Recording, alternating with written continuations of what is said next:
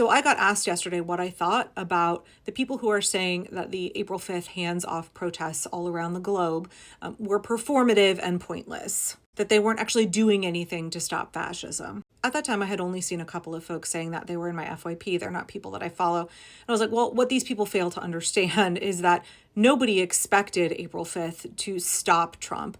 It was not meant to be the end-all and be-all. It was meant to be the beginning of a movement. And yes, we've had other protests earlier in the year, and I have attended those, but this was really like the big launch of the mass resistance against Trump. And we saw, according to 5051 movement and Alt National Parks, 5.2 million people show up. And again, I think that number is undercounting. I don't think we have all of those little tiny rural communities reporting in. And we know that there was a really outsized turnout across red rural America. But I hadn't really seen that much of that content. And then, of course, because I made a video about it, then I saw some of it in my FYP shortly thereafter. So I'd like to show a little bit from two of those critics who really were poo-pooing the hands-off event. And then I'd like to talk about what their possible motivation might be and what my response to their criticism is. And before I show those, I'd really like y'all to have in your mind the phrase, "The journey of 1,000 miles begins with a single step."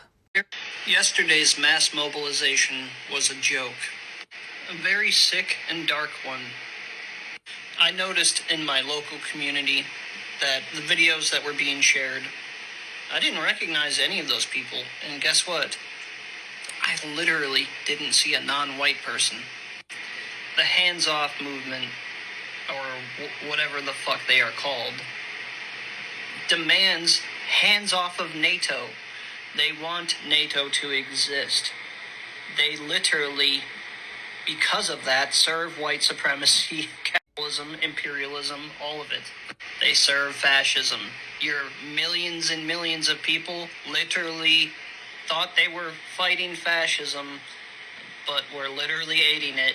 Okay, so that bro went on like that for another 5 minutes. He's a small account. Don't go give him any hate. But I will say, I don't care if it's an unpopular opinion. I have dealt with enough white leftist men to know that they are not safe unless proven otherwise. They are so, especially the ones online, so steeped in anti-Blackness and misogyny, and often have not unpacked their like very end times, doomsday apocalyptic thinking, and definitely have not unpacked their moral purity fallacies. They're very binary thinking that says there's the in-group and the out-group, there's the right and the wrongs, everything is moral absolutes. Like, I'm not sure what slam dunk this guy thought he had. Did you think 5.2 million people were all going to be united in your very far leftist, pro-communist politics? Did you think they were all going to be Marxists marching? You really think most Americans are opposed to NATO? Like, once again, a complete lack of nuance, a complete lack of understanding that people are really diverse, and that if we're going to have a solidarity movement against fascism,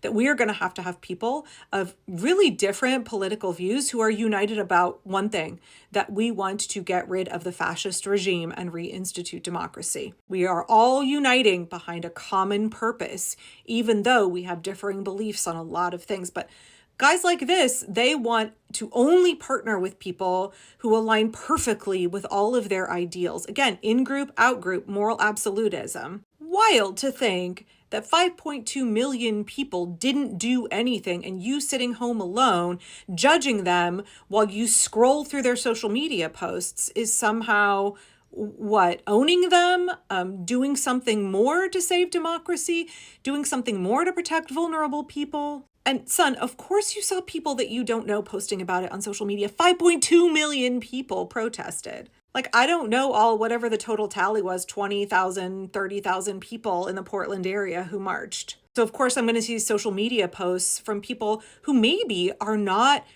really active in the same grassroots organizing movement I'm in. Maybe there are people who are marching for the first time. We want it to be people who are marching for the first time, who are finally getting energized and activated and feeling empowered to defend their way of life, to defend the American people, the Constitution, our democracy. This kind of very binary thinking, very puritanical thinking, very defeatist thinking. Again, I would argue anybody who claims that they're like a socialist or a communist or on the far left, or they consider themselves an accelerationist, or they're like a never Kamala leftist, who is poo-pooing any attempt by the American people to rise up and engage in the kind of action that we know historically is successful in toppling authoritarian regimes, that person is immediately sus, especially if they claim to be from any of those leftist groups and are saying like, peaceful resistance doesn't do anything. You should do something, violent. Anybody who is urging you to commit crimes or saying that the only thing that will be successful is violent resistance, they are perfectly happy to see your body under the tank treads while they sit at home judging you on their phone as they scroll through social media posts. So what is my response to that criticism? Yeah, just because you disagree with something, that doesn't mean that your position is valid.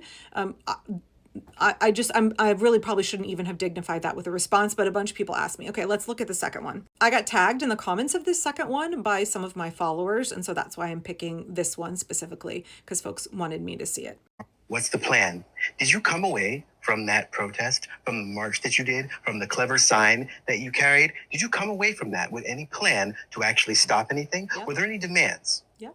What did you come away from it with, except for a good feeling? Except for, as Kwame Ture said, I was there. The worst part is that people really think you're being mean or somehow tough on them by just pointing out the fact that literally nothing was accomplished except for people feeling better. Okay, so I don't follow this creator, no hate to them, but they're saying like, you didn't have a purpose. What were you trying to do other than feel good?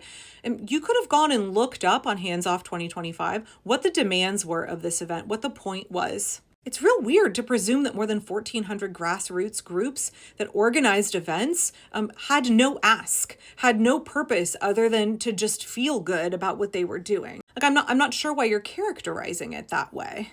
It's also weird to diminish the fact that people felt good and empowered and had hope for maybe the first time since January or November. It's okay for these events to be celebratory because we are connecting with people and we are building a resistance and we are building hope and courage and momentum, and all of that can and should feel good. There is no shame in that, and that doesn't make the movement less efficacious. I'm really confused about what this criticism is. Resistance should be joyful. Building community should be joyful. And again, as I said at the beginning, nobody expected the Hands Off event on April 5th to stop Donald Trump. Nobody thought they were showing up for 4 hours and were like, cool, this is going to magically undo everything that has been done, and this is all the effort that we need to put into it.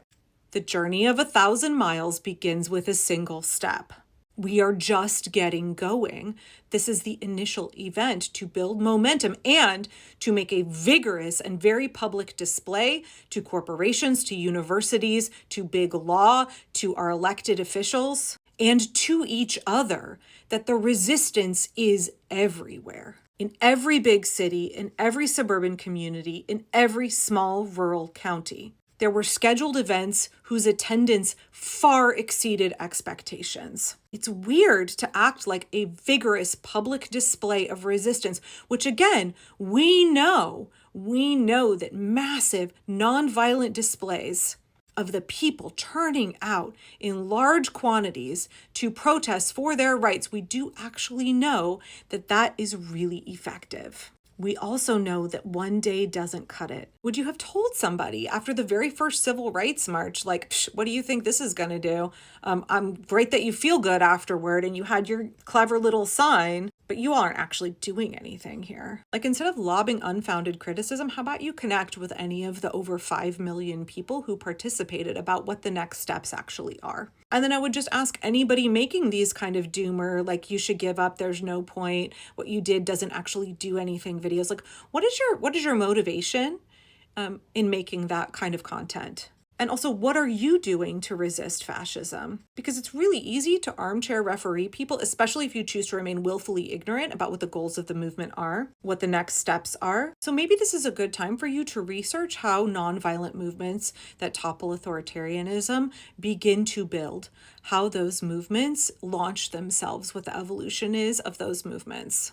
How historically that has worked here and in other countries. I would highly suggest wagingnonviolence.org as a good starting point, because April 5th was just the inception of reclaiming America from the oligarchs. We are ready to help people level up to the next step, building toward the ultimate goal of reclaiming our democracy.